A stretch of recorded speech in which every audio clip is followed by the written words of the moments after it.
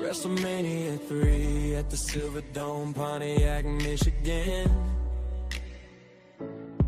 It's a day my guests won't forget. Let me begin.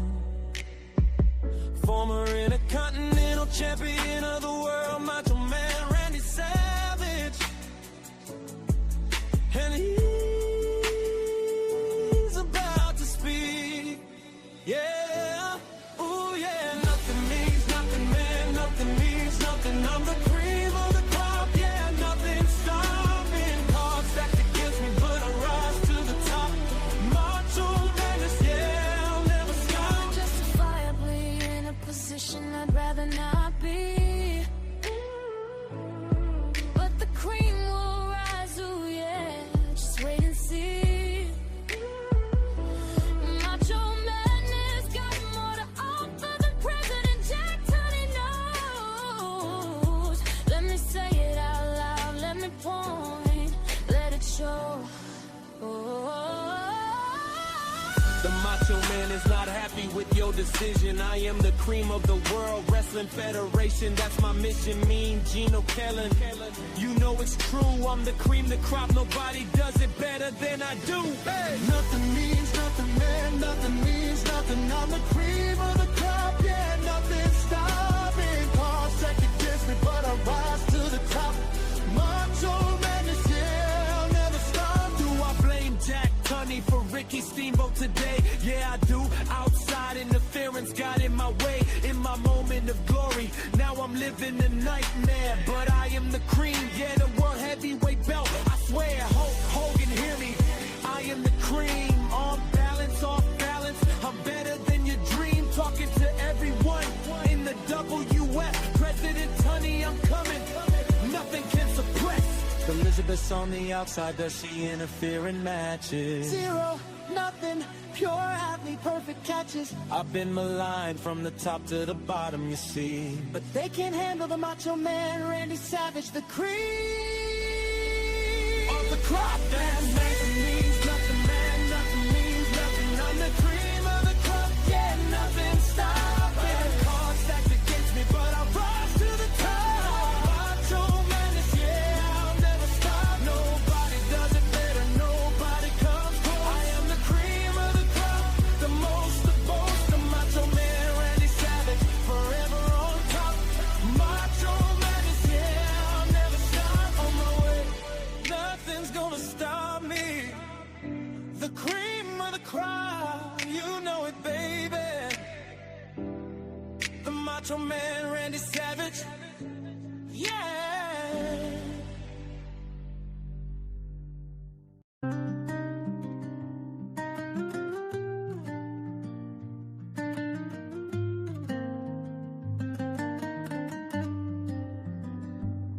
From El Paso streets to the biggest stage, you fought with fire, turned life into a page.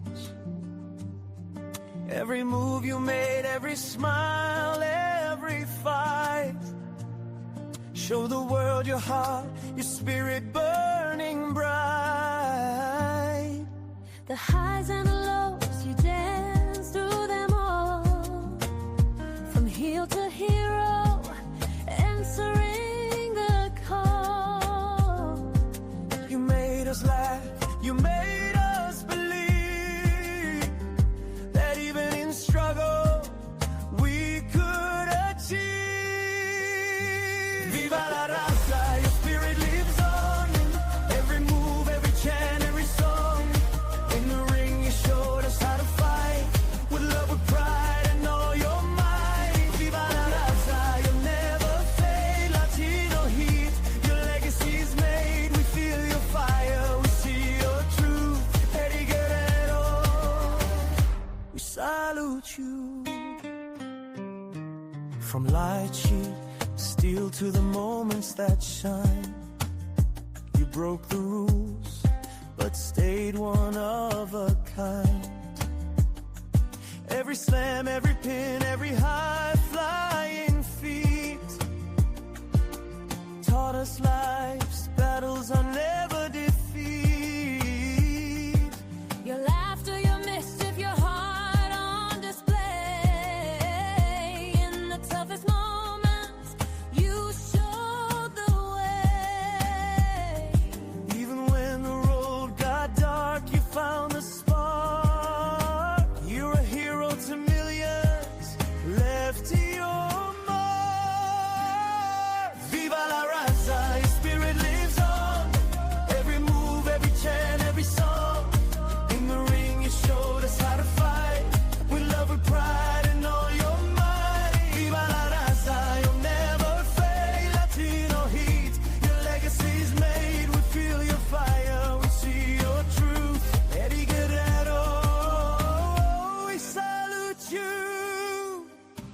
taught us to laugh, to live, to fight, to give our hearts to chase the light. Though you're gone, your spirit remains in every match, in every fan's veins. Viva la raza, your spirit lives on. Every move, every chant, every song.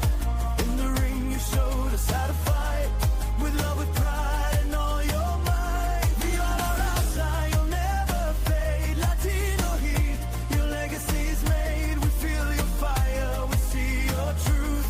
Eddie Guerrero, we salute you.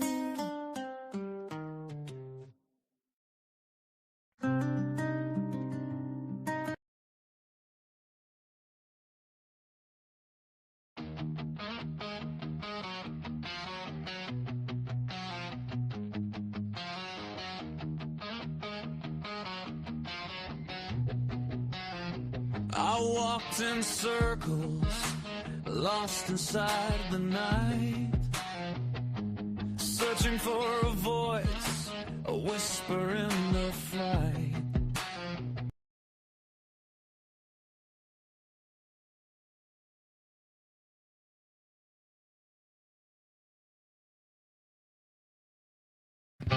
Maddie and Steve, they set the stage, from classic bouts to the modern age. Every slam, every story, every legacy comes alive with wrestling pedigree.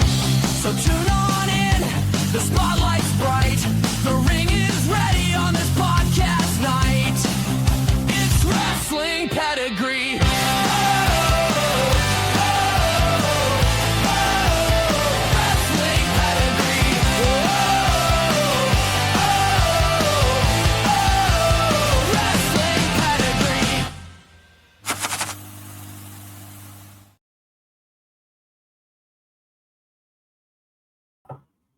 What's up, everybody, and welcome to Wrestling Pedigree's Champions of Minds, the 15-hour live stream for the charity Mind, helping mental health.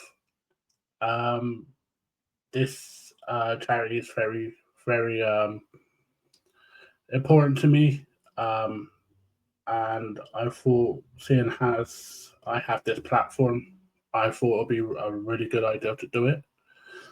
And yeah, it's gonna be a long night for me because it's 5 o'clock in the evening in the UK. It's 12 o'clock over in the States. It's gonna be a lot of fun. We've got a lot of shows coming up for you, and there will be surprises. There will be a lot of wrestling talk, but apart from wrestling, we'll talk about mental health and stuff like that. Yeah, it's going to be a real much fun.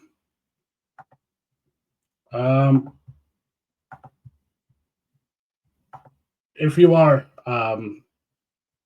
in a shit place and you ain't got no one to talk to, literally just comment to us and we'll have a chat with you. There's always avenues. If we look on our pages, we got a lot of avenues to go up on. So you're not alone fighting this. I've been there and I'm still there. And yeah, it helps when you have people around you more than just being on your own. But while waiting for others to come in,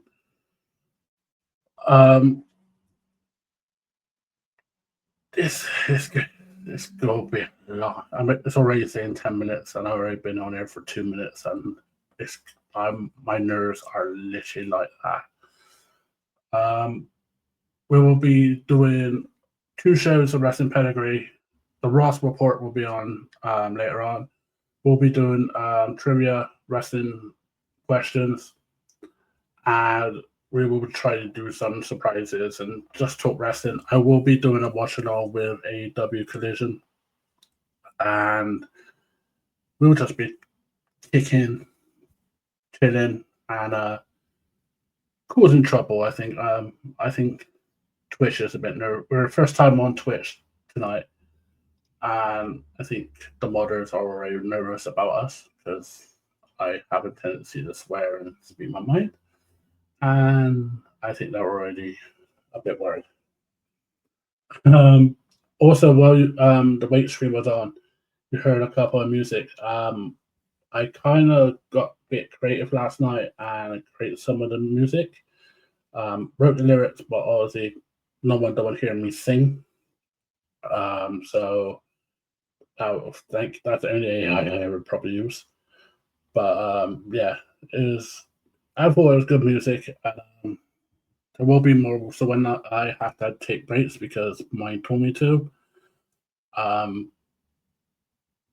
Yeah, there will be some more music like that where it's not copyright because I made it.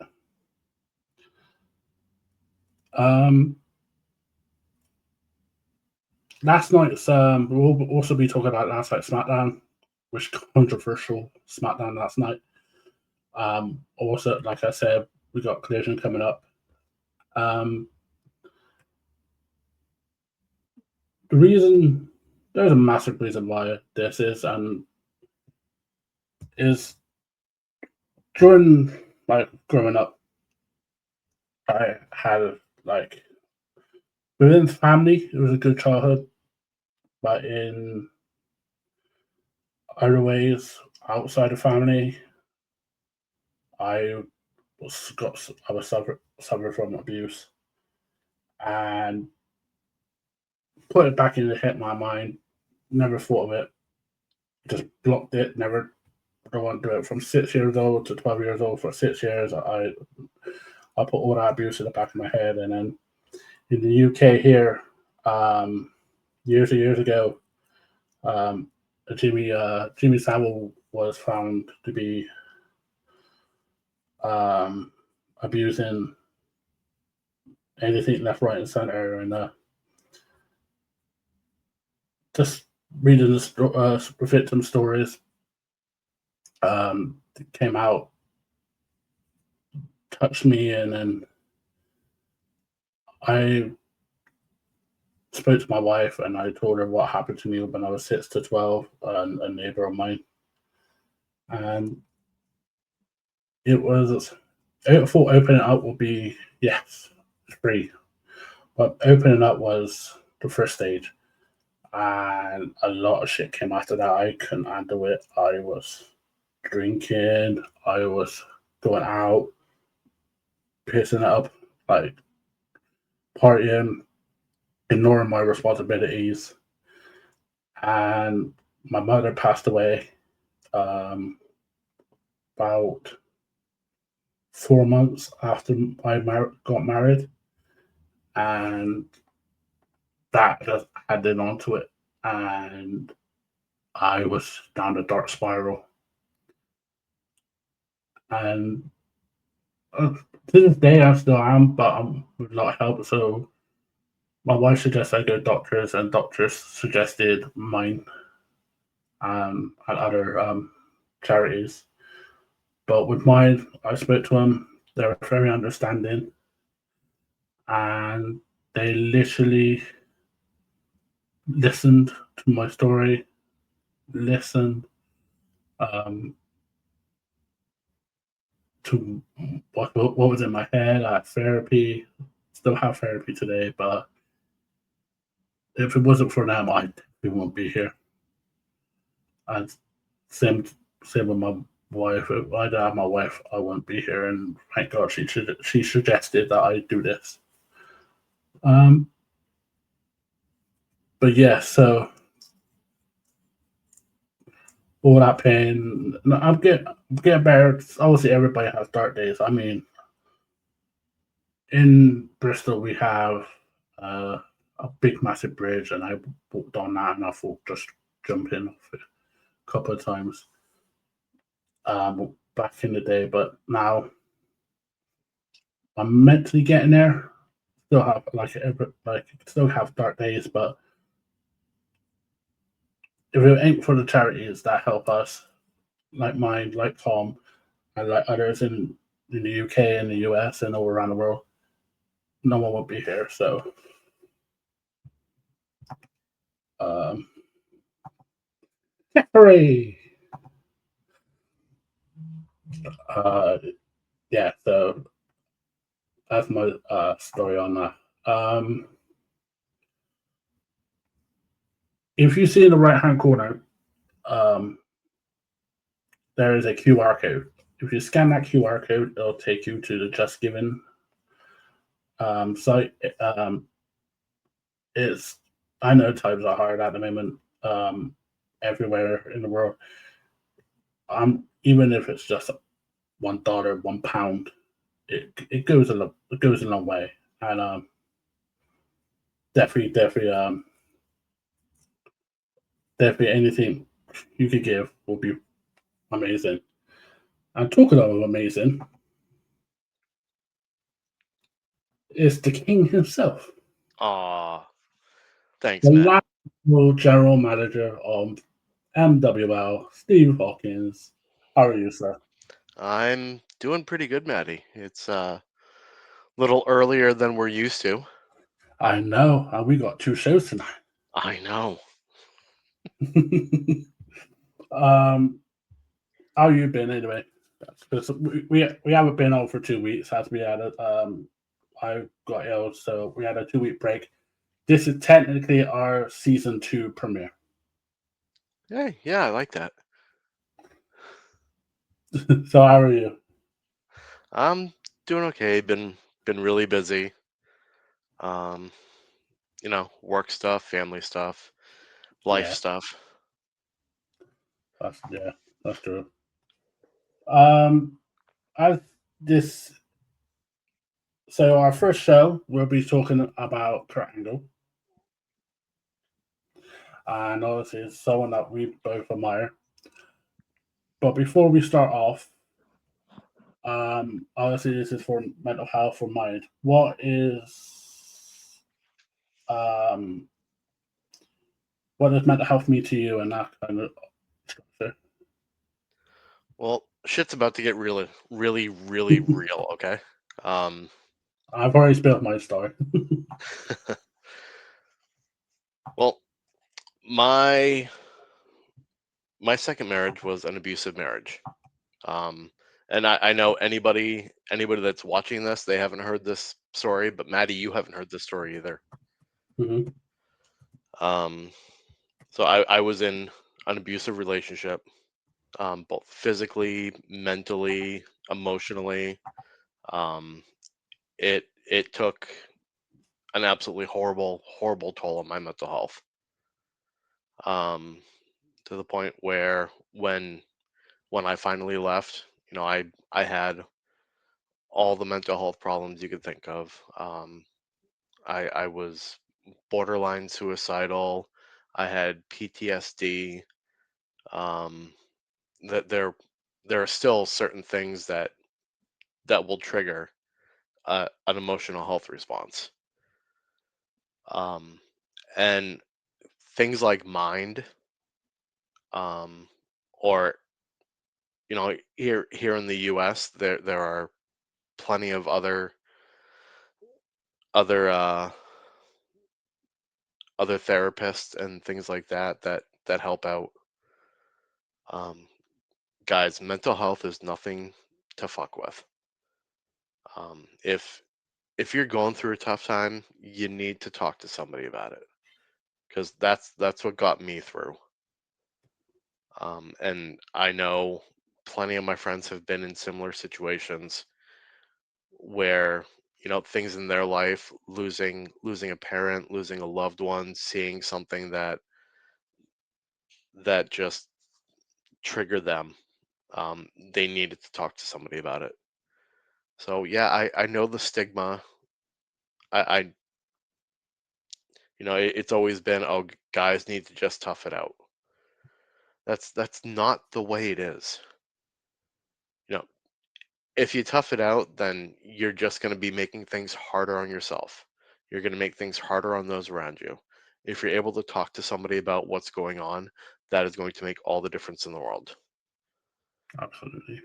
And that's exactly what I found when I started talking to people.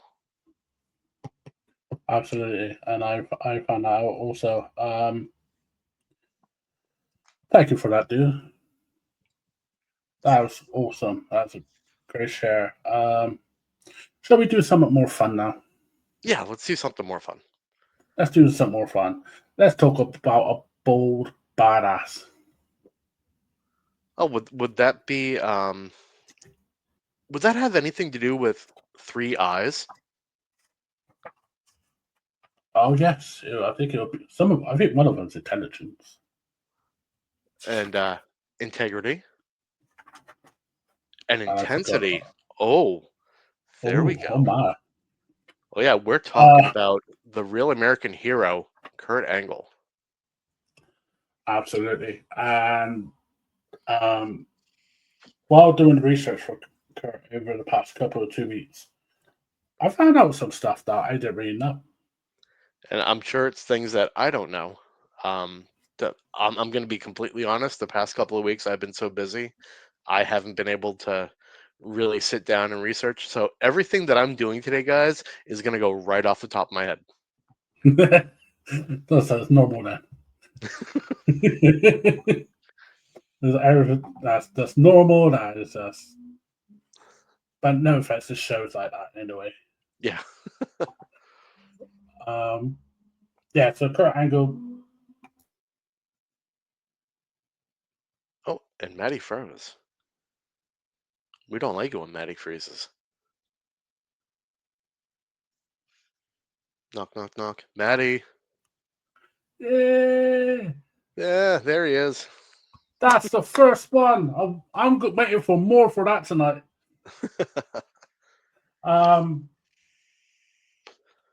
It's weird, like the way how Kurt started. It only took him like 2 months. So we started finishing the Olympics. Sorry, I just saw a comment. Hey, Lewis. Hope you're well, man. Well, he finished the Olympics. It only took him like 2 months. He was trained by Dr. Tom.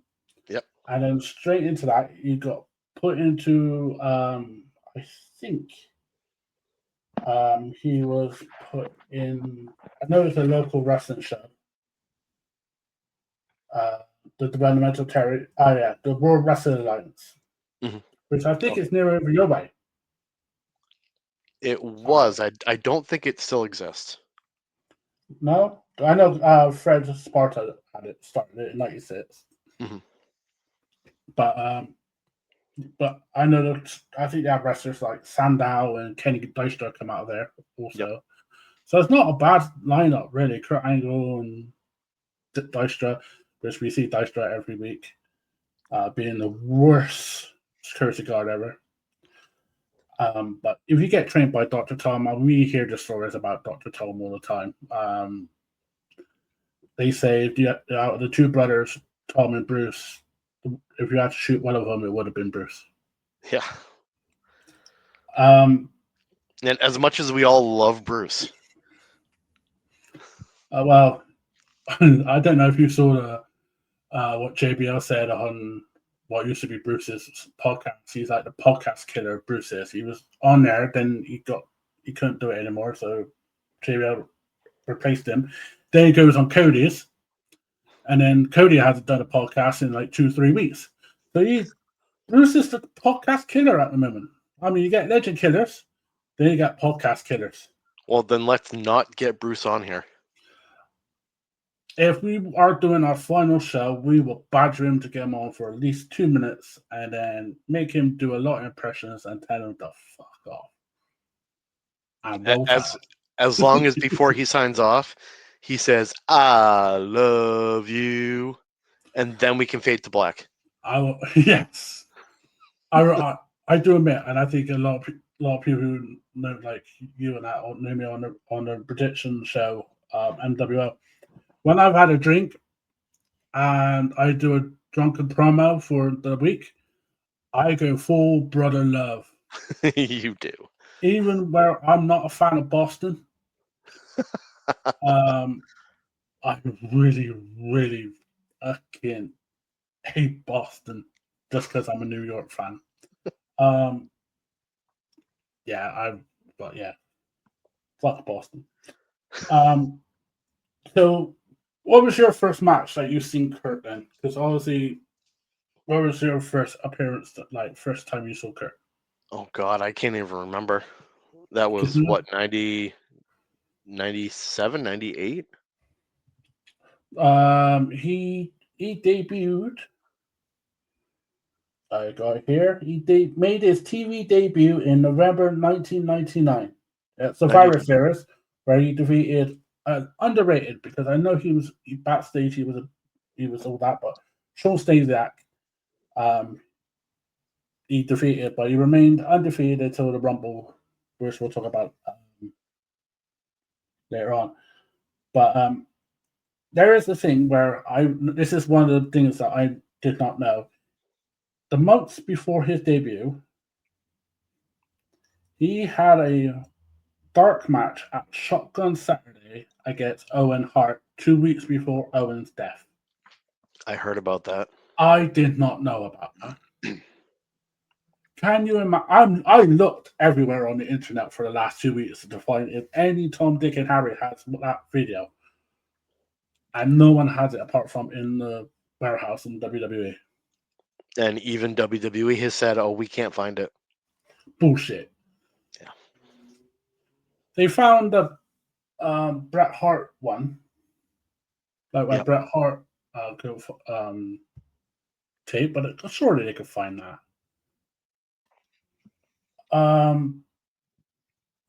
First of all, I saw Kurt was, I think, exactly the same as the debut, was 1999 Survivor Series, but he was in ECW for one show.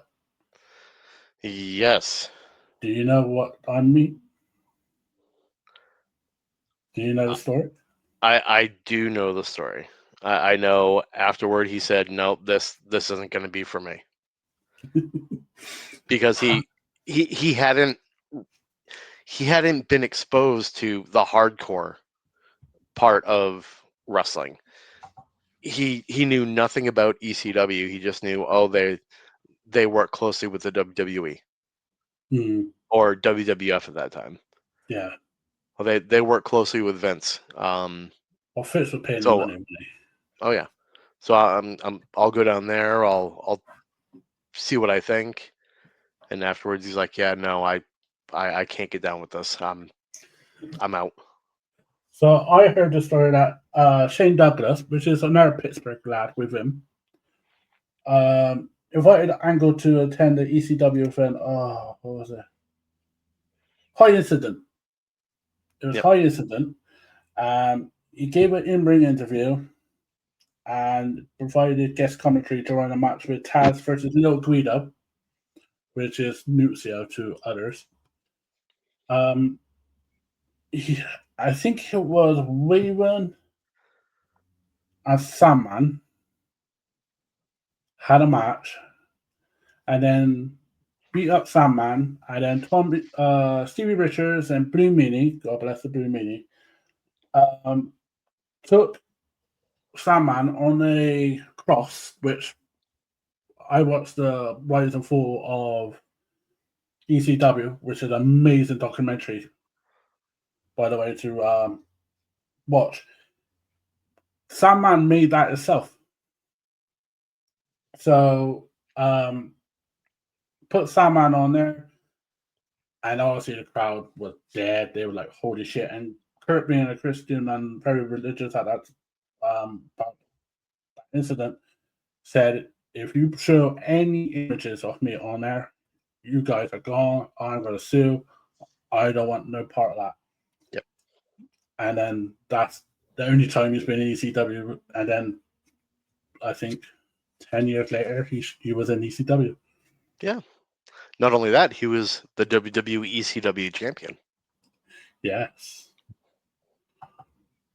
I remember Kurt versus Taz. Taz's debut. Angle getting hit over the head by JR's candy jar. Oh, shit, yeah. Yeah, Oh, I remember that. Oh, I didn't even remember the candy jar. I remember the debut, but Lewis, we will be talking about this later on, but I don't have any updates. But we will be talking about this on the Ross report. What is the first match then you saw occur? Was it actually the Survivor Series? I'm sure I saw that match. Even back then, I was getting every pay-per-view, so I definitely saw the match. Ozzy is born in Mount Lebanon in Pennsylvania. Here's the thing: I like my movies where it's like true stories. You ever watch The Foxcatcher? Yep. I did not know David Watts. He was part of the David Watts team, and he trained there for the '96 Olympics, where he won a gold medal with a broken freaking neck. And he joined obviously the tragedy what happened there in Foxcatcher, and then joined the club in Watts' memory. To have that dramatic stuff happen, it's crazy to think like that's in like '96, and then he goes to ECW in '96, and then gets trained by Tom Pritchard, and 2 weeks later starts wrestling independent in development, and then by 2000 undefeated, and then here comes Taz. Yes. Hello, Barb. Hey, Barb. We love you.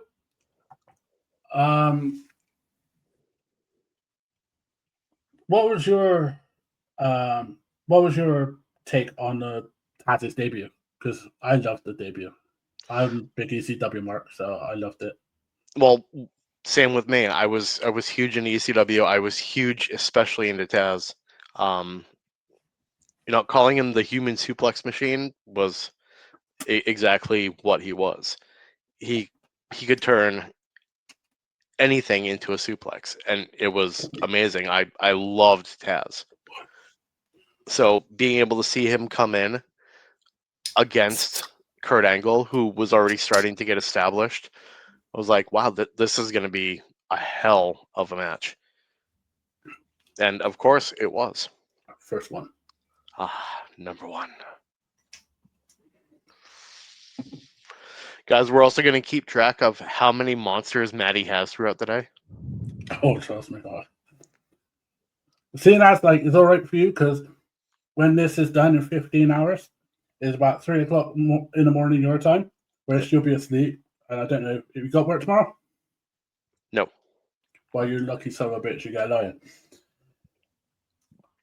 This ends at 8 o'clock in the morning in the UK, so I'm going to be awake. I'm going to be awake when we have roundtable tomorrow. And Jess is already worried about that. Is there any matches? So, like, they see, I think after Taz,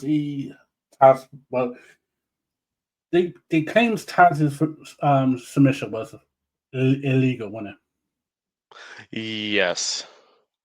So he was complaining about that.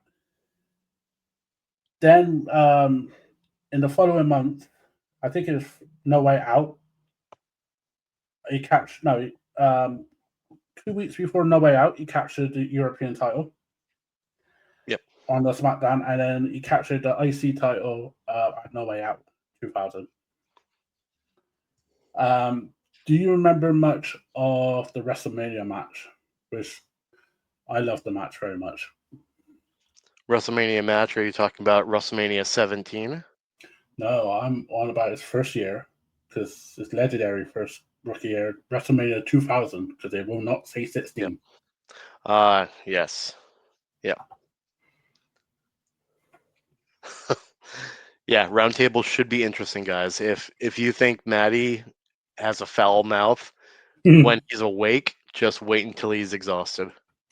Oh yeah, and if there's a particular person on that roundtable that I abuse, then the person that we all abuse. Yeah, and he deserves it because he's from Boston. He's a Boston Celtics fan, and he deserves it. I do. I ain't got a bucket. I got a bag. It's a bag full of monsters and stuff to keep me awake until 8 o'clock tomorrow morning. WrestleMania 2000. We went to say 16. Triple threat: Jericho, Benoit, and Angle for both titles. Do you remember that match? Very vaguely. It was and talking of Boston. I think I really enjoyed the ending of finish of this because Kurt did not lose his titles because he didn't get pinned and he didn't submit. Right. He literally just obviously it was triple threat. He just had the disadvantage because Jericho pinned Benoit, and then Benoit made Jericho submit, so he lost both titles. That match was the first match I think I saw Kurt thinking, "Wow, you could go up." Yep. After that, he was gradually going up and up and up. Because this is his rookie year. Summer 2000, he was with the ENC, Edge Christian. Do you remember much of that? Yes, I remember that very, very well.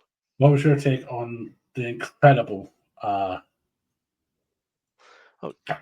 threesome? The pairing of those three, it was genius. It brought out a side of Kurt that we didn't know that we would all come to love throughout the next few years, especially when he would get into the stuff with the Authority and his interactions with Stone Cold. So that was really the pushing off point of the comedy aspect of the Angle character.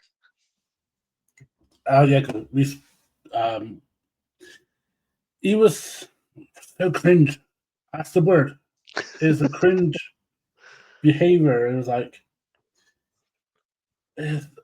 I think it's crazy how he was comedy, and then all of a sudden he's in a triple threat match at SummerSlam 2000 with The Rock versus Triple H versus Kurt for the World Heavyweight title, WWE title.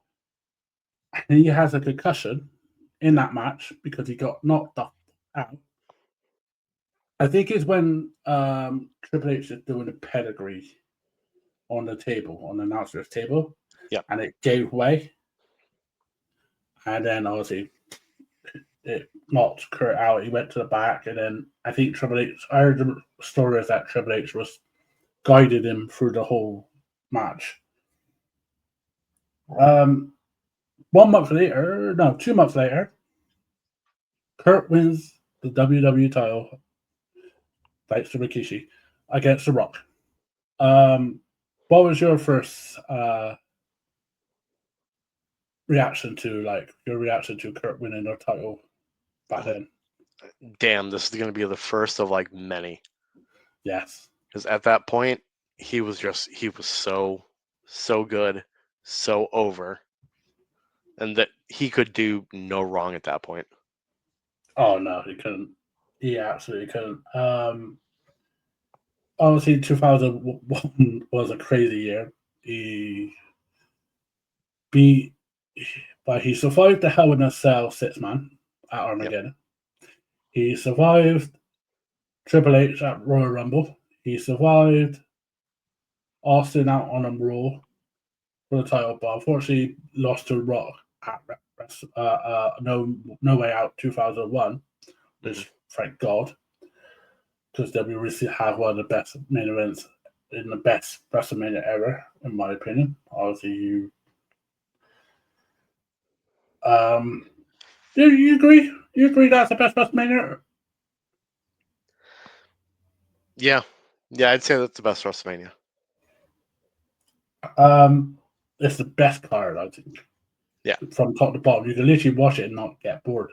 Yep. And then obviously the Invasion angle and stuff like that. It was a weird time for Curtin because he was from being a really shitty heel to then in the summer of 2001 being a face. Yep. Against Austin. And then winning the WWE title for the 2-time against Austin at Unforgiven. I think it is in town. Yeah. Is there anything that stands out in that 2001 or 2001, 2002 with Kurt when he started getting himself going? I mean, 2001, the big thing that stood out for me was his match at WrestleMania against Benoit. Oh, yeah. Like I actually just rewatched it about 2 hours ago because of how damn good it was. Oh, it was amazing. I think they had a submission match, I think. Yeah. And I didn't know he was heel or not because Benoit, I would thought Benoit was a heel back then in like 2000s and 2001 because he had the Olympic medals and he put down his trunks. Yep. His tights. I was like, that's very heelish. But people were enjoying it. I was like, it was when Kurt kissed it. I was like, shit. 2002, we had the brand split. And he went to SmackDown because his nose was up Vince ass. Do you remember the Vengeance main event? The triple threat? That's so many triple threats he's been in. Oh. Where it was The Rock, Undertaker, and Kurt. Yeah, I honestly believe that's The Rock's best match, if without Austin. Yeah, I'll agree. Because it was just really good match. I think they just thought, fuck it, we're just going to show people why SmackDown was good. Then, and he was with Benoit for a tag team. I remember he was rivalry with Edge and Rey Mysterio. But 2003 was, I think, one of his best years. Because we had Team Angle. Yes. What was your take on Team Angle? Watching Charlie Haas and Shelton Benjamin come up, oh yes, I was like, wow, these guys they're exactly what Team Angle should be. They wrestle very, very much like Kurt. They're both like deceptively big guys. Yes. Like I don't know if you've ever seen Shelton Benjamin in person, but they were doing a show here in Manchester, New Hampshire, and I happened to go to the mall in New Hampshire earlier that day, and I saw him walking down the corridor, and I went up to him and I'm like, wow, Shelton is fucking huge. And I was just like, hey, I want to let you know I've been watching you since you debuted with Team Angle. I love everything you've done. You're so technically sound. And I just shook his hand and thanked him for all the years of him entertaining me. It's crazy to think that Shelton is 50. Yep. And he still wrestles like he's 25. Yep. That's how nuts. It's unbelievable.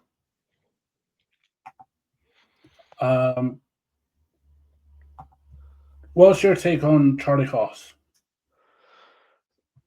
Charlie was so technically sound, so quick, and just like Shelton, deceptively strong.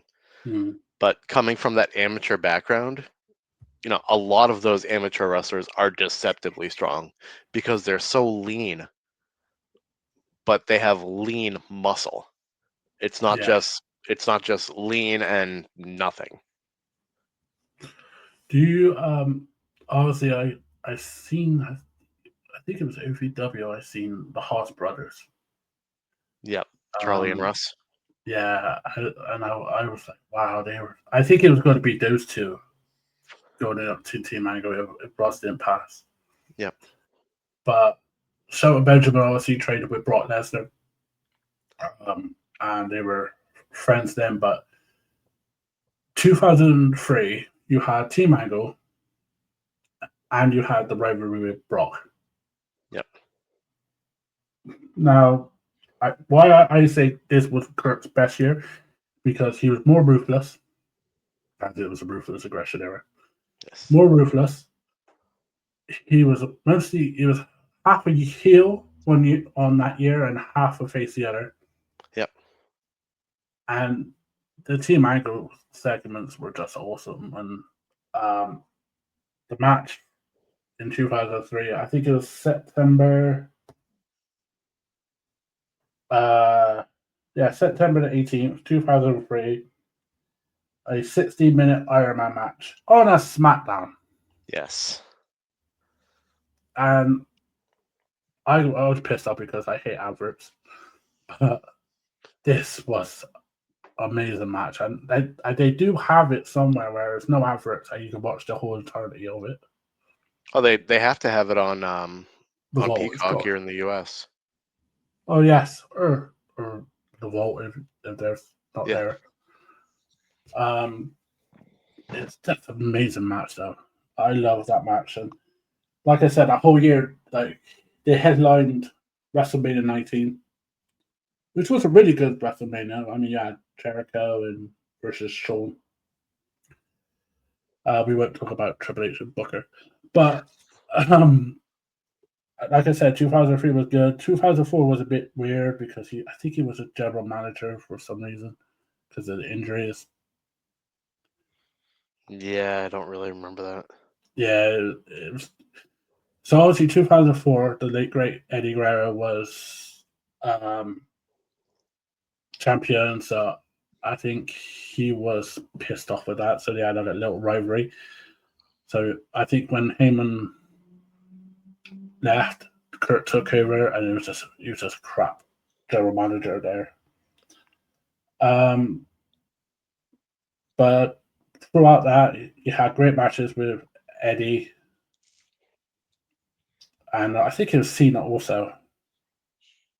When Cena was first coming into it, I mean, obviously we talked about 2002, but in that 2002, John Cena debuted against Kurt Angle. Yep.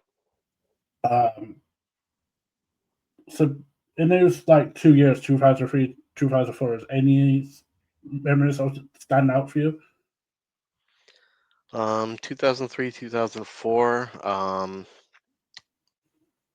Angle versus Benoit, Rumble 2003. Yes. That was, as everyone says now, that was a banger. Yep. That was a banger. And 2003, I believe I was at that one. Show off. Yeah, because I think that was in Boston, so I think I was at that one. That's show off. Bad enough that you told me that story about Bulldog, but still, you went to see that match. See? Even our commissioner remembers him as a GM. Hello, Liam. Hey, Liam. How are you doing, well, man? Just obviously on a side note, Liam has a tremendous podcast called Magic of Wrestling, where he interviews brilliantly against other wrestlers and other personalities in professional wrestling. So please go listen to his podcast on YouTube. It is fucking awesome, especially the Nigel Guinness episode. You know, when we're talking about 2005, and you mentioned Boston. Oh, Jesus. Why do we have to deal with Justin? Well, it's because you mentioned Boston. You know, like Joe Hendry? No, it's not because of that. No. It's not because of that, Matty. I just wanted to come on to support you guys. That's all. Oh, we appreciate it, Justin. Thank you, brother. So, but I was also watching, man. You guys mentioned Kurt Angle. I gotta say, my first time ever seeing Kurt Angle was actually when John Cena actually debuted for WWE back in 2002. So and yes, I know Steve pretty much jokes around with me saying like, oh, he doesn't watch wrestling at all.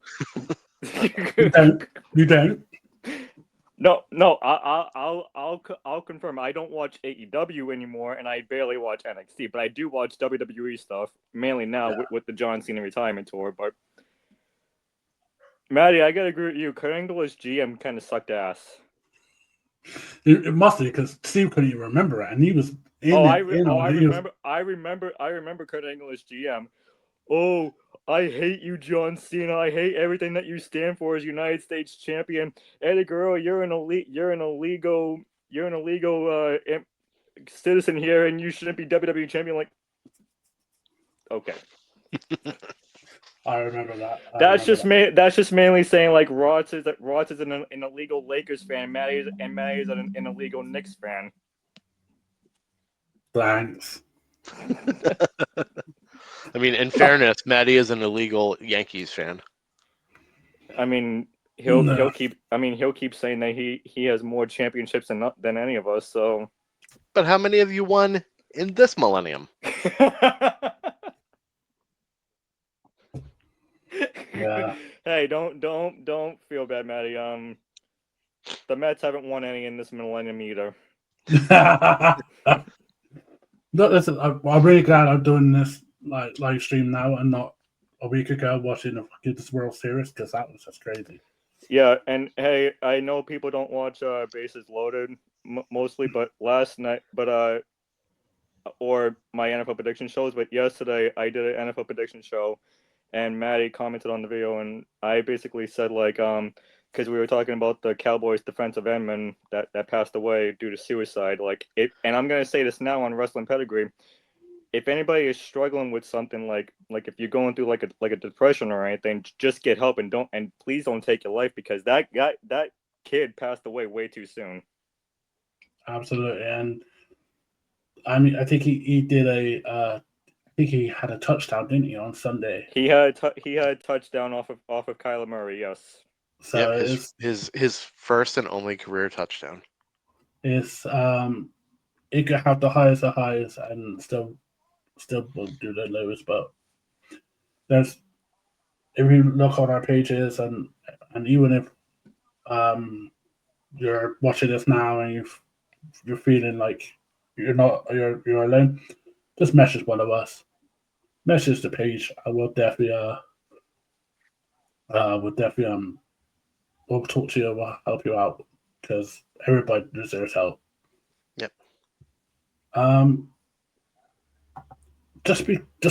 I saw this comment and I can't believe it, and I think Steve will agree. It's true though, and you did better matches. Yeah, that's true. I will say the only thing that I did not like about that anonymous GM was when we had to hear Michael Cole say like, "Hey, can I have your attention, please?" Oh yeah, but Michael Cole was an asshole back then. Oh, we were talking like between 2003 and 2004. I just missed some out though. Do you remember the Tough Enough incident? Yes, the Daniel Puder incident. Yeah, so he challenged. First, he challenged Chris Narrock. I think I mentioned that right. During a match, Angle broken Narrock's ribs during a double leg takedown. I don't know how the fuck he did that. And then Angle faced Daniel Puder. Now, do you know the story, Steve, on the Puder? Yep, I actually just heard it again a couple of days ago. Do tell, because I like it when you tell. So, Daniel Puder was MMA trained. One of the things you don't want to do is fuck with the guys that are MMA trained, even if you're an Olympic freaking gold medalist. So Daniel Puder goes in there, and I think it was an armbar that he got him in. No, it was a Kimura. Got him in a Kimura, and legitimately almost choked the life out of Kurt. And in order to kind of save face, Kurt pinned his shoulders to the mat so the ref could count the 3. Now, Oh yeah, it was Jimmy Cornelius who did that. yep. Now, when they got into the Royal Rumble that year, the veterans of the WWE took a little bit of liberty and got some revenge for Kurt. Let's see, it was Hardcore Holly, which, I mean, Bob Holly alone is somebody that he worked stiff. Yes. And a lot of the things that he did were real. I forget the other two that were in there with him now. Benoit. Yep. Benoit was one of them. Eddie was the other one. Oh, yep. Okay. It was those three. And they took liberties with Pewter. They legitimately beat the shit out of him before they threw him over the top rope. And that was Just- the last time we saw him. Just as their own vigilante justice. I think after that was the end of Tough Enough, because after that I didn't remember any other Tough Enough. Yeah. And with talking of 2000, because that was in 2005, that Royal Rumble, Kurt got eliminated by Shawn Michaels. Yep. And then we had, I think, one of the best WrestleMania matches on that card. Yes. WrestleMania 21, Kurt versus Angle. And that started a crazy brand rivalry. Mhm. What was your take, Steve, on that match? And then you, Justin. That to me, that is one of my very top Kurt Angle WWE matches. I won't say it's one of my top matches, period, but it's one of my top Kurt Angle WWE matches. I agree with you on that. Justin? To me,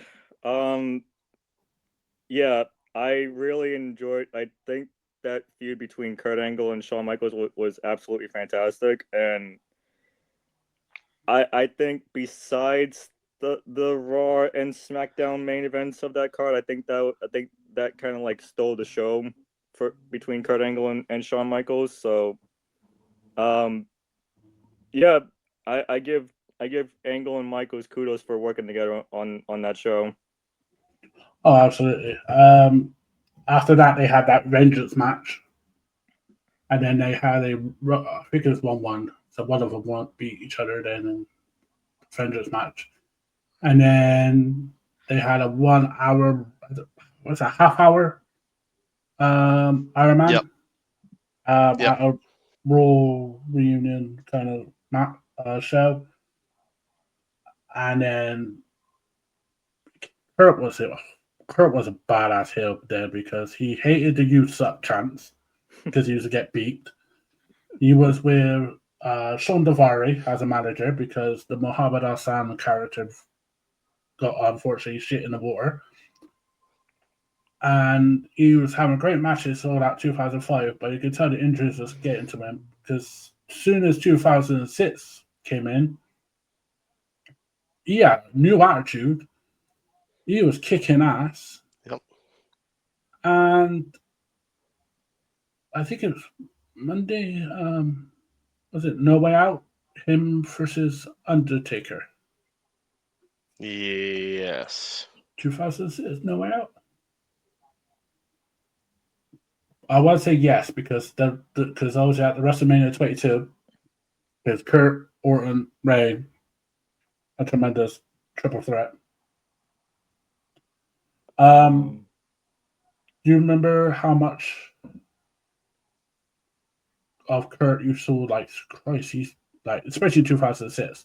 I think he was best he was, even when he went to ECW. Do you think that was the best Kurt? I think In the best WWE, sorry. in WWE, yes. Yes, absolutely. I was going to say, I think the best Kurt that we saw came in TNA. Absolutely. And you mentioned TNA.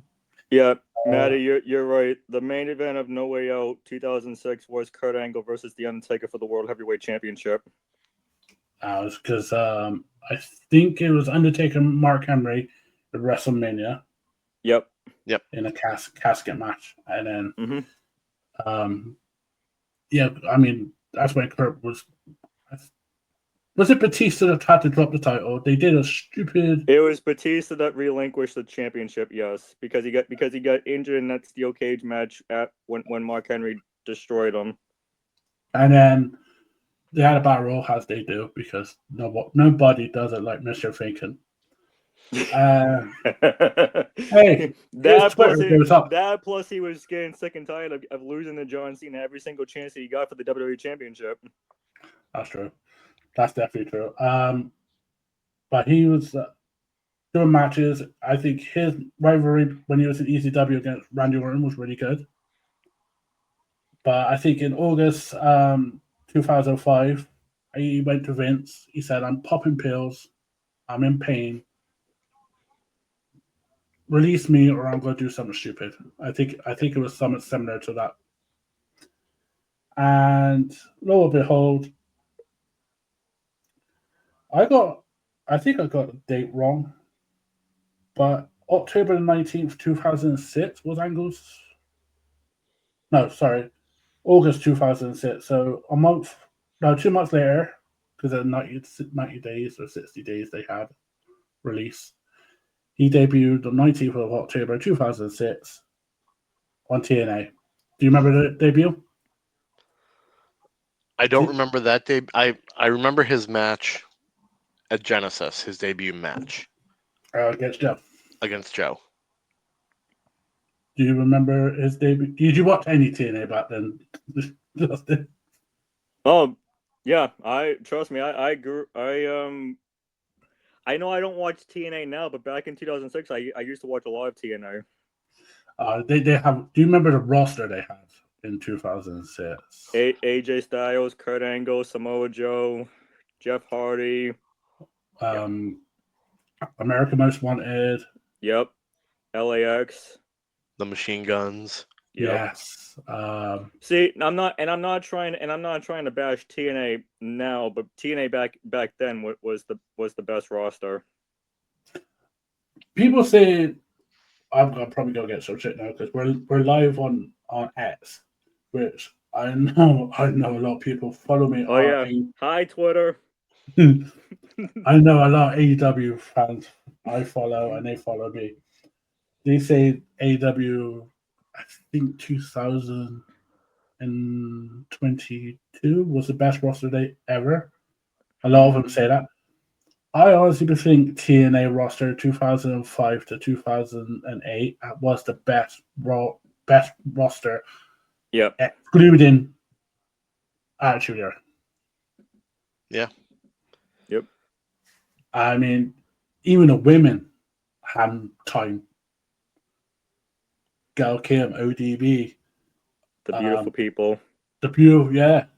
I mean, Daphne. I mean, everybody had a chance there. Kurt came. I remember Kurt's debut. He came in, headbutted Joe, all kicked off. And then, like you said, he had Genesis match. He ended Joe's streak. I didn't know that. Yep. Mm-hmm. Joe won the rematch at Turning Point. Then Angle won the rubber match at Final Resolution. Do you think that rivalry is one of the TNA's best rivalries, kind of like up there with Rock and Austin, if you could just slightly compare the two? Oh yeah, absolutely. Yep, I think so. Yeah, their steel cage match at Lockdown 2008 was insane. It was so intense. It was I've never seen guys beat the crap out of each other like that. What was the faction that Kurt Angle was in TNA? Main Event Mafia. Yeah. Okay, yeah. That to me, I think like rivals the Judgment Day right now. That Main Event Mafia, I think that rivals the Judgment Day right now. How is it? What popular? Like popular or like popularity? Yes. Yeah, I could definitely see that now. Yeah. Because let's be honest, if Edge didn't start Judgment Day back in WWE, then who the hell would have even known Judgment Day if Edge didn't start with Priest and Rhea Ripley? Right. That's true. Where would Dirty Dom be now? Probably still with his deadbeat dad. That's a horrible thing to say about Eddie Guerrero. Hey, he's not the only one that says it. Sports Illustrated and ESPN says it. Fucking Becky Lynch. You were talking about the steel cage matches of Kurt and Joe. I forgot about this because obviously next time I watched far too much wrestling and have far too much stupid knowledge that I should not know. But at Hard Justice, I think it's 2008. There was Kurt faced Samoa Joe for all the titles. So Kurt put the TNA World title and the IWGP Heavyweight title, which he won in Japan. Joe put up the X Division title and the tag titles that he had. And then thanks to, because back then he was with Karen Angle, and he won every title. He literally he was a tag team on himself, X Division, World Heavyweight, and the IWGP. You cannot tell me that at that time he wasn't the superstar of the decade at that time. Oh yeah, he definitely was. I mean, I know Sports Illustrated and named him, I think it's 2007, the best wrestler of the year. Kurt, during that time, when he won all the titles, I know, is this the best Kurt of all? Yes, 100%. Apart from the cage matches, is there any other matches in TNA that he was like, oh, yeah, if anyone needs to look at this, it's this? Bound for Glory 2007 versus Sting, the main event. I agree. Definitely agree on that.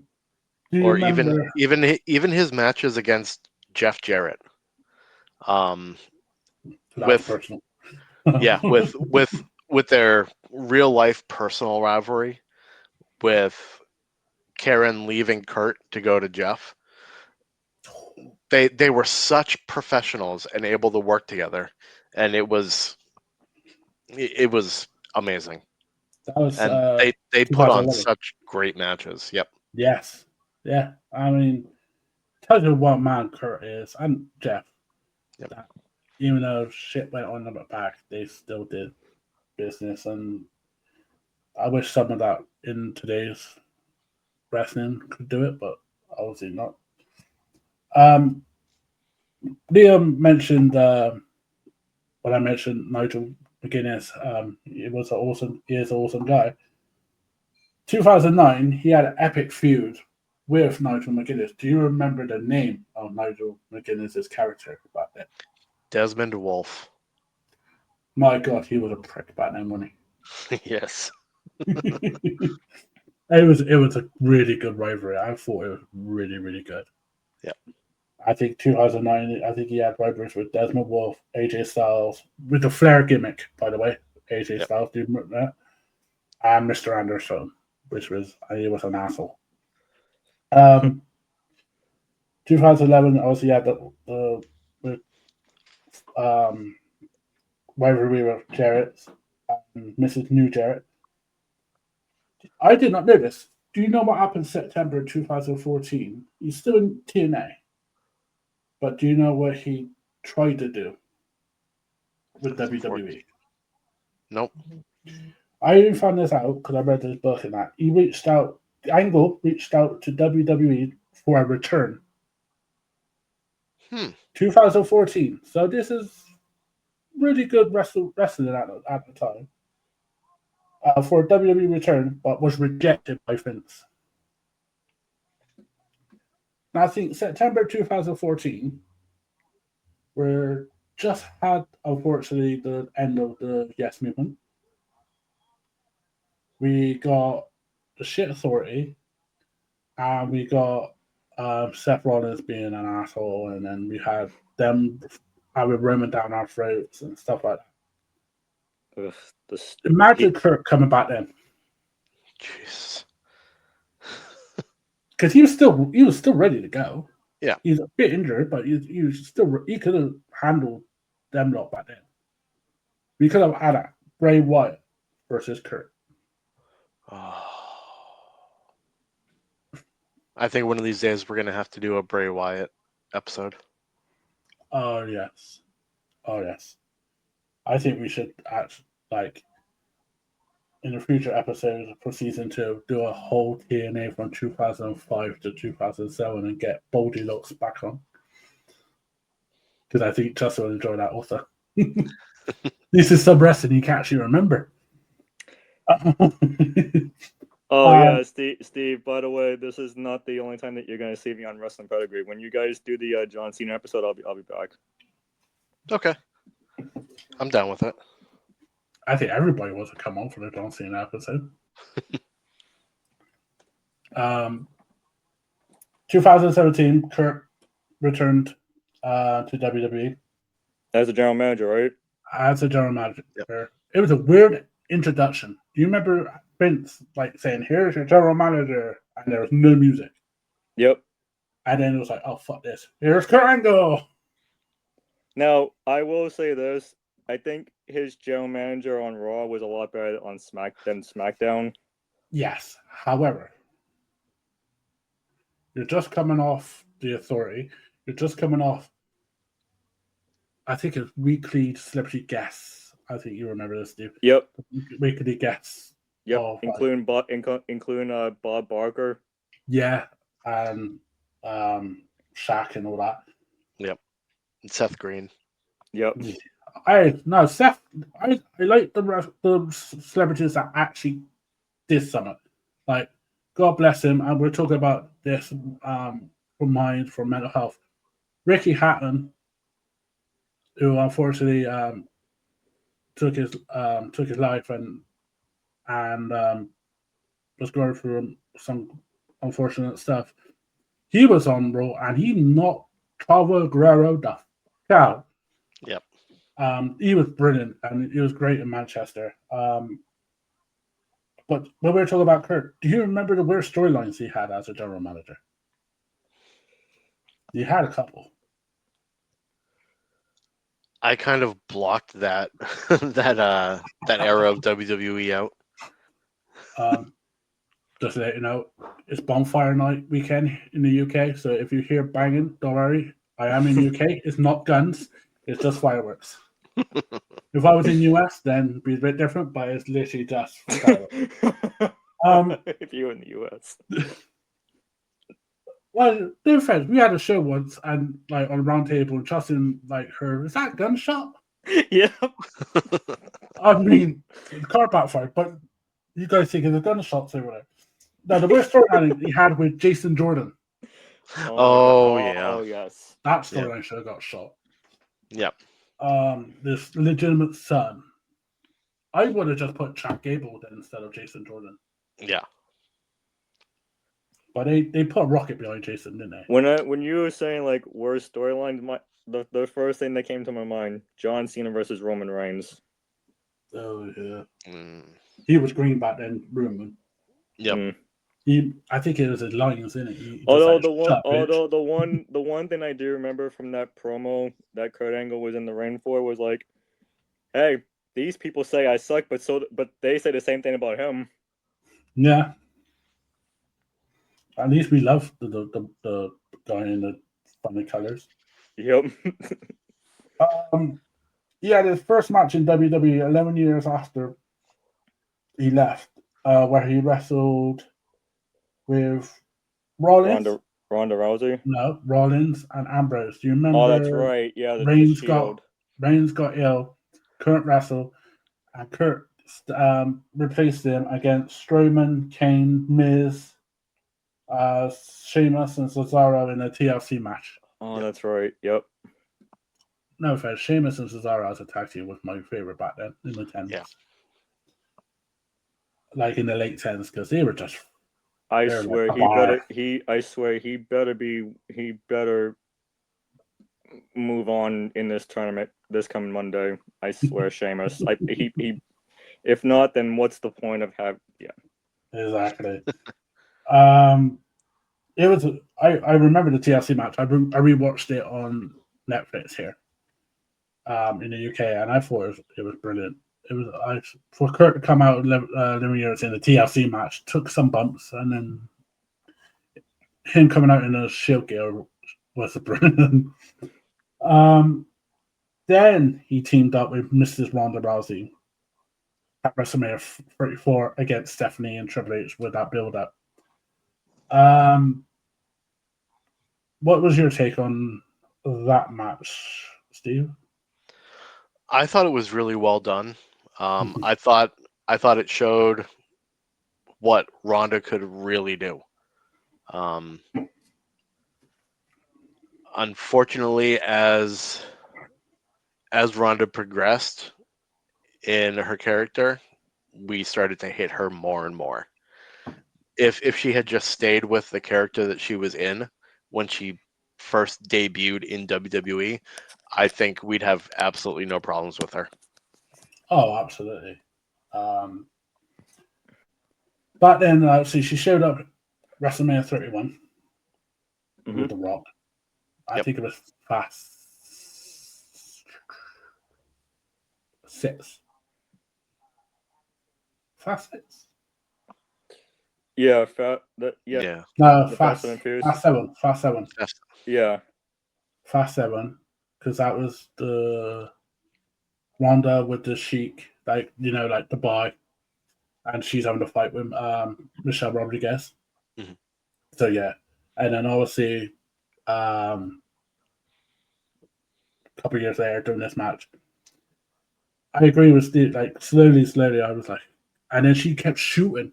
Like she'll just go on a random interview, someone filming her on Twitter or X, and saying, "Oh yeah, they want me to do this, this, and this." I told her fuck off.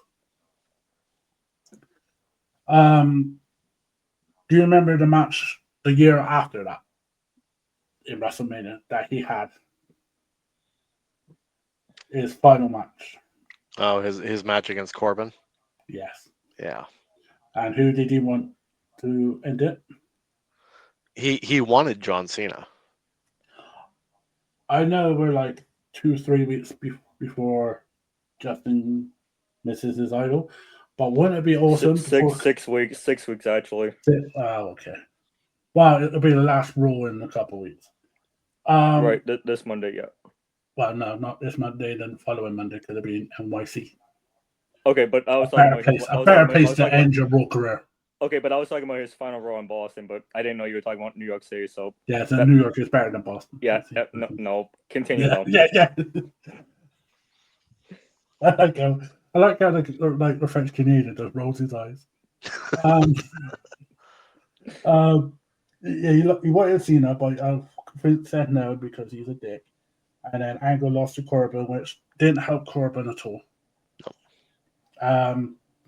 May 17th, 2020, on NXT, Angle was a special ref in a steel cage match, like a UFC kind of steel cage match between Riddle and Timothy Thatcher. Do you remember that match? Mm-hmm. Yep. 2 days later, he was offered. He appeared on SmackDown, introduced Riddle to the main roster.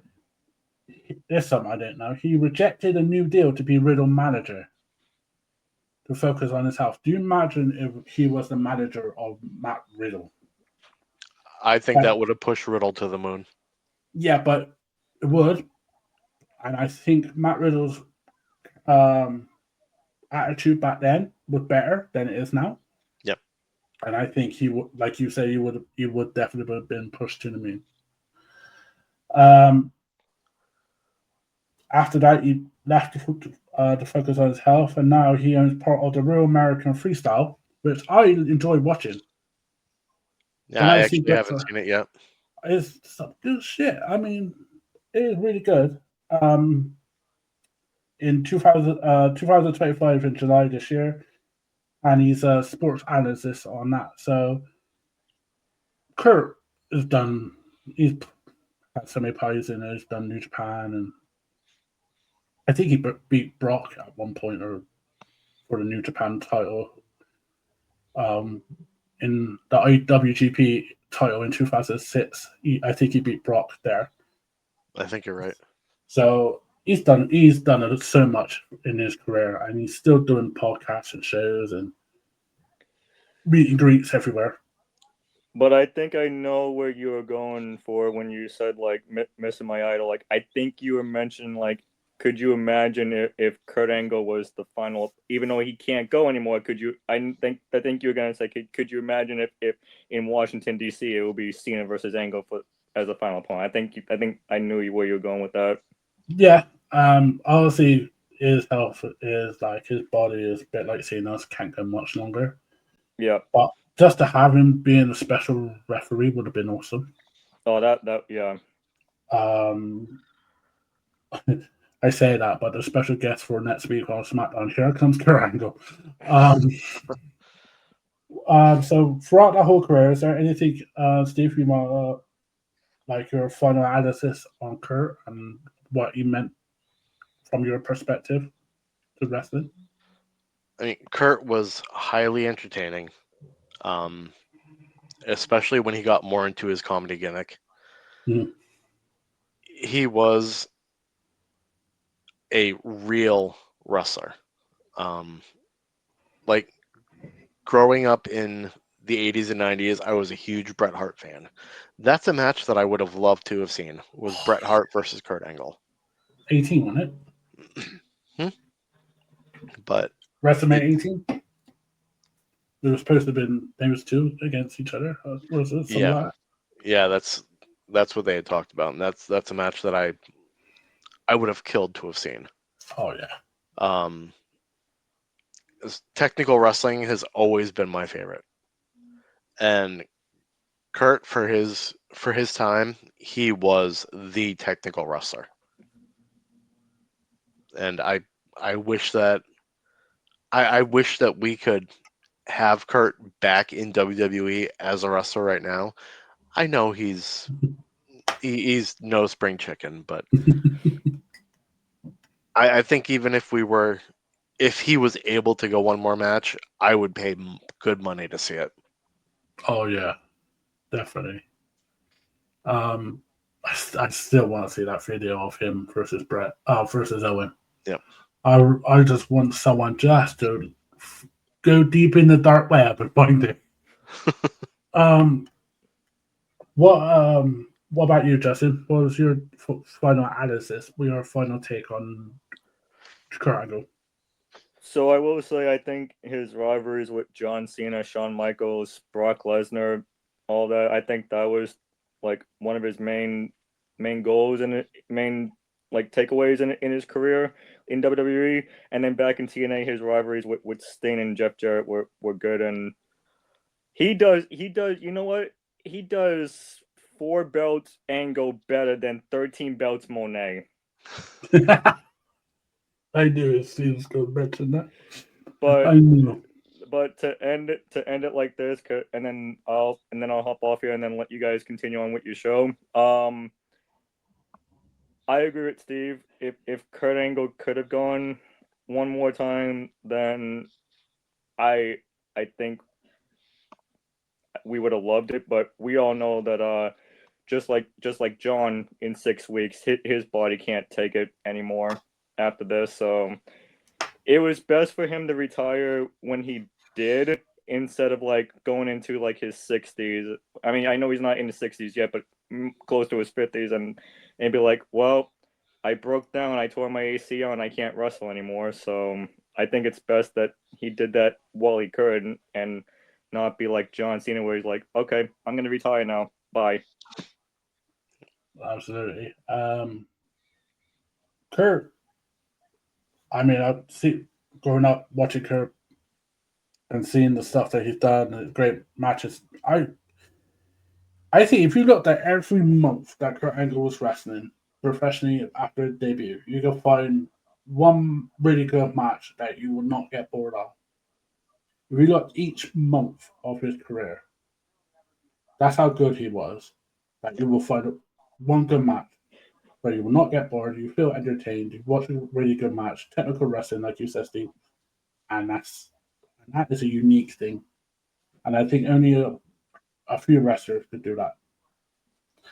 And a few wrestlers that we were talking about in later on in this crazy stuff that I started is Chris Jericho, which will be later on as part 2 of Wrestling Pedigree wrestlers to talk about.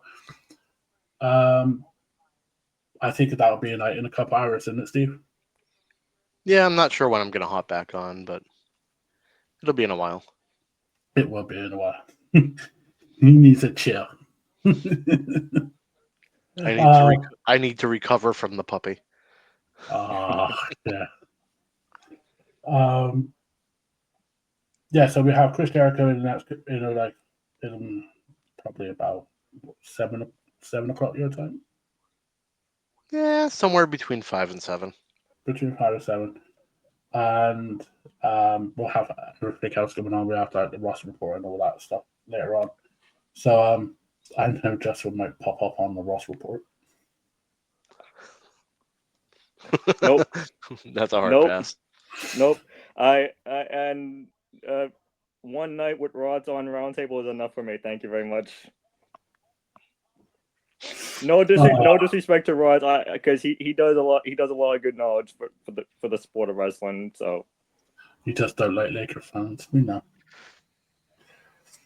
I mean, I can tolerate Nick. I can tolerate Nick fans over Laker fans. So well, if I knew you were actually going to come on the show, I would have bought my T-shirt on, which might get banned on Twitch, but. Hey, no, I still accept your challenge of if I win the title at Havoc Rising, then I get that John Cena Boston shirt. But if I don't, then yeah. So that is the closing book of Kurt Angle. Now, just before you guys go, hold on, we're not done, Maddie. Okay. Did you forget about our new segment? I actually did. Ah, son of a bitch.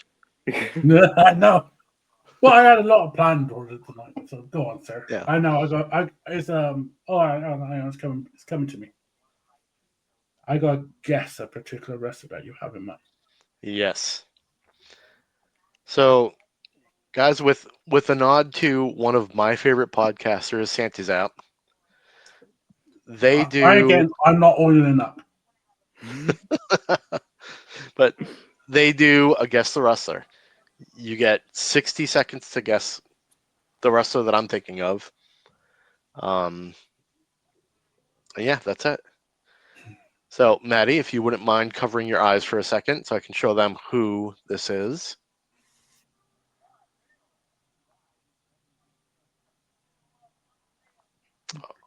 All right. And do you have the countdown meter ready? No. Son of a bitch.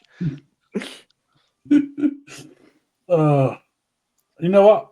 You know, you when you think of someone, you think, yeah, I got everything ready. And then all of a sudden, you're like, son of a bitch, I forgot this. But I'm doing it this way. Take the blur off, because why not? See the background, it's only the wife stuff. I got the timer, okay? I trust myself. If you trust me. I trust you. All right. Plus, I can also see the time on the live.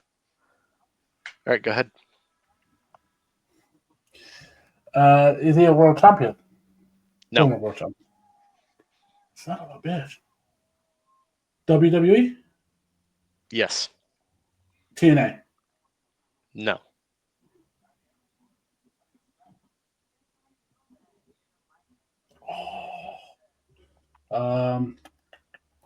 Not world champion. Intercontinental champion. I'm sorry? Intercontinental champion? No. Actual wrestler? Yes. Manager? Yes.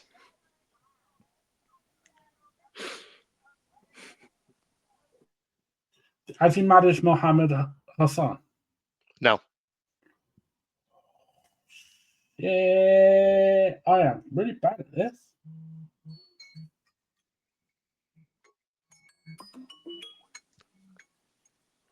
Ah, That was the 60 seconds.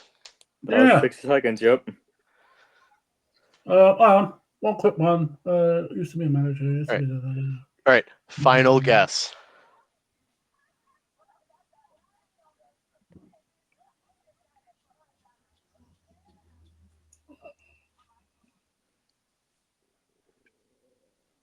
Oh, I should have said if it was a male or a woman. Sensational Sherry. Sensational Sherry. Do you know what? The only reason why I thought that, and you said manager, I said that, is because I kept thinking sexy boy. Yep. I was thinking, because obviously doing these shows, I kind of know what you're kind of like now. I know your like way, so I gotta be better for the Jericho show later, surely. Oh, just you wait until the Jericho show. I've already got one in mind. That was luck. That was. I was like, right. That was luck. Thank God I got some intelligence, but no intensity. Talking of now we could close the book on Kurt Angle, which I thought was a really good segment. Yes. You're talking about Justin, about the kind of bet that me and you have about if you beat the champ. So all us three are part of a prediction league. I'm a general manager of apparently the worst name brand ever, according to Fightful. In the weeds, Jeremy Lambert. I'm the general manager of Shockwave. Obviously, Steve is general manager, and the last original general manager, Surge, and Justin has took over for Mayhem after our friend Ian had a lot of work on, so he had to just be a wrestler predictor. Mainly because I didn't want Jeff to worry about having to find like an interim general manager for the rest of the season. Trust me and Steve are happy that you're the general manager of Mayhem just because you got the Deadwood.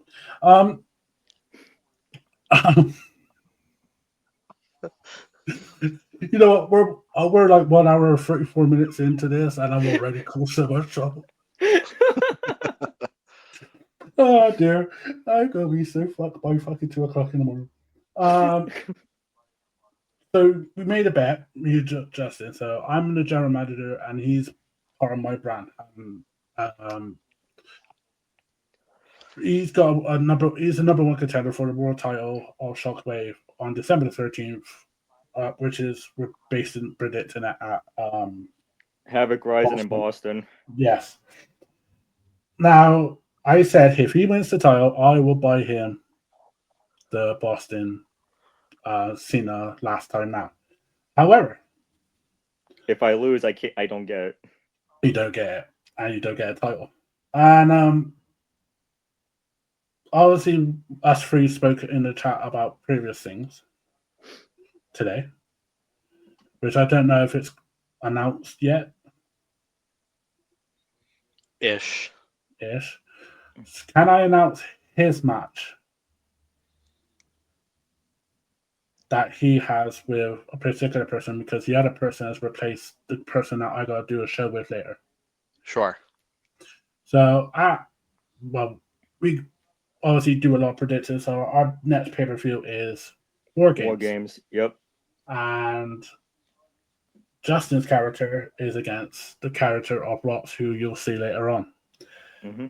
They will face off in a flag match. One flag will be Boston, the other Celtics, and the other flag will be LA Lakers. And if Justin wins this match, take the fucking hat off. No, I prefer him with the hat on. Thank you. Covers up the bald spot. Okay, well, I can. Okay, yeah. No, you're not wrong. If Justin wins, then Chris has to buy him the T-shirt. Yep. So that means if Chris loses, I don't have to buy you a T-shirt if you lose if you win the title because you already got a T-shirt from Raw. So here's the story behind why I asked Maddie to help out because I got banned off of Fanatics years ago because of something that my stepdad thought I didn't buy, which I actually did. I bought like a 6-time Super Bowl championship hat off of Fanatics, and my stepdad said like I don't recognize this purchase, yada yada yada. So they banned me from buying it. So that's why I can't get that John Cena T-shirt by myself off of Fanatics. Damn. So even if I lose, I told Maddie I'm gonna do everything that I can in my power to. I'll do anything to get my hand on that T-shirt because once that T-shirt is gone, that's it. That it's gone. I think you might have to just go to Boston on Monday. I wish I could, but I go to a Celtics game in 2 weeks. Or just rob people after the show. No. Crime's up in your area, so you won't just be a statistic. That's why I'm saying, like, if the T-shirt comes off of any other site besides Fanatics, I'll get it. I have been looking. I know, and I'm gonna keep looking too, but that is it. So we have OTC Rocks in a flag match against Juicy Justin. Loser, if Justin wins, he gets a shirt, and if he loses, well, he's not happy anyway because he lost to OTC. Which means either way, I have 2 shots of winning this T-shirt. Oh yeah, and hopefully I'll do it by it. I will mention though this prediction league. We are a very open community. Anyone, if they want to be part, we predict WWE, AEW, TNA, AAA. When our guy who owns it, Jeff, who used to message us, sometimes he likes to feel frisky. He might do some indie GCW whenever he feels like it. But we predict weekly. We write shows. Well, 2 of us do. Well, Steve has been helping me with the story. I know. That's why I said 2 of us. Yeah. Which, by the way, I did get the Mayhem results. And I'm just waiting on what I have to do with the Wanderer and the Cultivator. So they could wait. They could wait until Monday. All right. Yeah. Message me after, and we'll talk about it. Okay. But when we do the predictions weekly, we all have fun. We just get the predictions in on time. It's easier for them. And we just have a laugh and create stupid stuff like. Yeah, and I will say this: if you can't predict at any time, just let me, Steve, or Maddie know, because trust me, guys, we do not, and I mean we do not like chasing people down for this. I decided not to chase people. I know you got Jeff doing that. Yeah, well, it's a bit hard because I'm I'm time traveling, so I'm 5 years. I know. 5 years. 5 hours ahead. Yeah, you got 5 years ahead of us. We know. But with this prediction league and this crazy time we're in this prediction league, yeah, the guy in the middle who is the last World General Manager is doing a tremendous effort in doing a crazy storyline that I don't know how the fuck he has the time to do it. But I'm looking forward to the payoff. I'm looking forward to the payoff, which will be in 2, 3, 4 weeks. Yep. And hopefully I'm a champion. We'll see. Yeah. So that is the end of the first segment. Well, Maddie, good luck with the rest of the show. I will see you tomorrow for Roundtable. Oh, I'm dragging you back here later. And it won't be on the Ross report, trust me. I'm good, thank you. Yeah, I'm dragging you. No, I'm good, thank you. I'm dragging you. I don't care if I have to like stream. I wonder if I can live stream to the airport and then. No, I can't because of the Wi-Fi airport. You can't. You can't. No, because then Ross will be the only one running the show. Son of a bitch. Yeah, we don't want that. No, we don't. Well, thank you guys for joining, and yeah, so we'll have Chris Jericho on in about Chris Jericho on. We'll be talking about Chris Jericho in the next couple of hours. Me and Steve. I know Steve's looking forward to this one because it's what it is. So, thank you, Justin. Yeah, Maddie, have a good show, and Steve, I'll message you in a minute, and see you for the roundtable. And next time you guys see me on the Wrestling Pedigree, John Cena.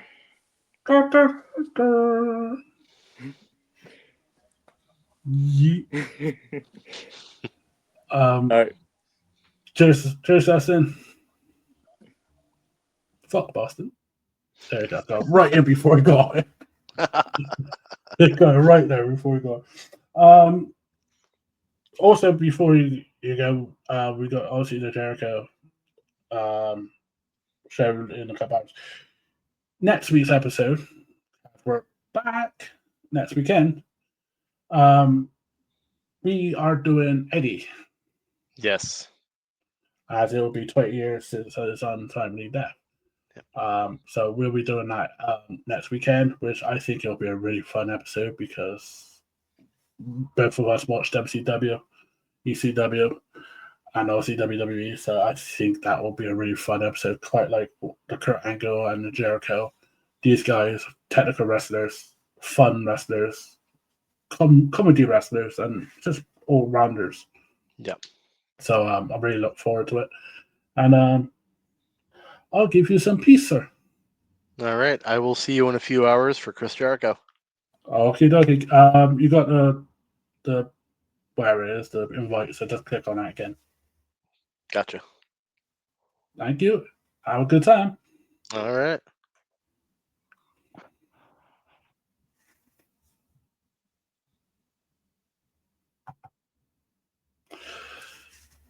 You know when you used to just close it and then you don't? It's kind of weird that I got to stay on. Guys, if you enjoyed that first segment, please QR code in the top right corner. Click, scan that. It'll take you to the Just Giving page. Donate as much as you can, even if it's just £1, $1. It don't matter as long as we give something back to the charities. It's all in good cause.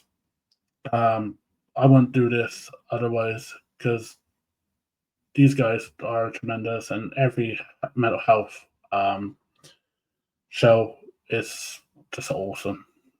Mental health charity, whether it's in the UK or in the US or wherever in Canada, in the world, it's worth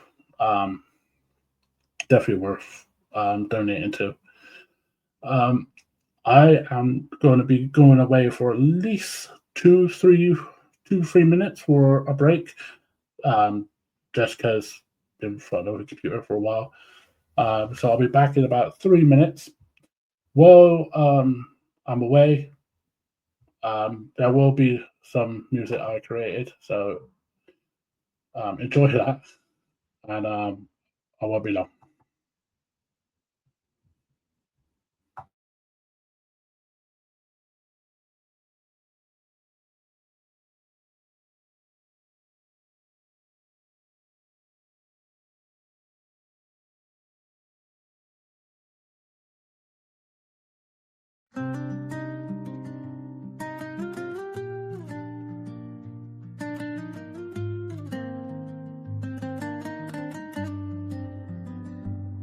From El Paso streets to the biggest stage, you fought with fire, turned life into a page. Every move you made, every smile, every fight, show the world your heart, your spirit burning bright. The highs and the lows.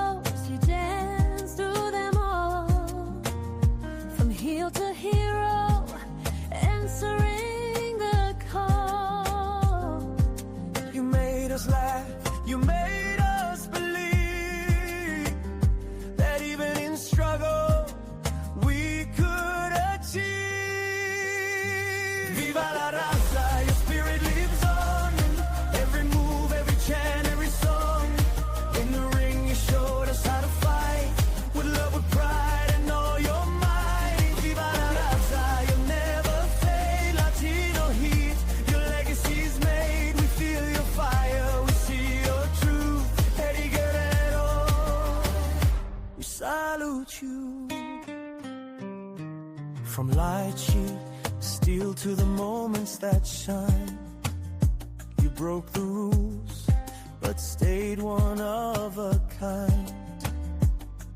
Every slam, every pin, every high flying feat taught us life's battles are never defeat.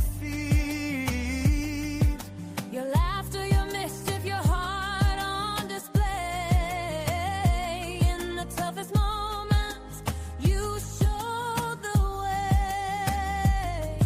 Even when the road got dark, you found the spark. You're a hero to millions, left to your mark. Viva la raza, your spirit lives on. Every move, every chant, every song. In the ring, you showed us how to fight. With love, with pride, and all your might. Viva la raza, you'll never fade. Latino heat, your legacy's made. We feel your fire, we see your truth. Eddie Guerrero, we salute you. You taught us to laugh, to live, to fight, to give our hearts, to chase the light. Though you're gone, your spirit remains in every match, in every fan's veins. Viva la raza, your spirit lives on. Every move, every chant, every song. In the ring, you showed us how to fight. With love, with pride, and all your might. Viva la raza, you'll never fade. Latino heat, your legacy's made. We feel your fire, we see your truth. Eddie Guerrero, we salute you.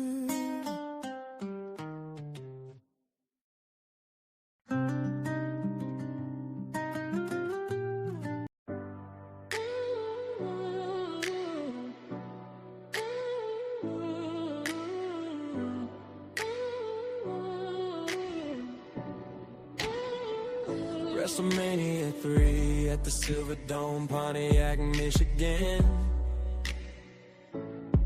It's a day my guests won't forget. Let me begin. Former Intercontinental Champion of the World, Macho Man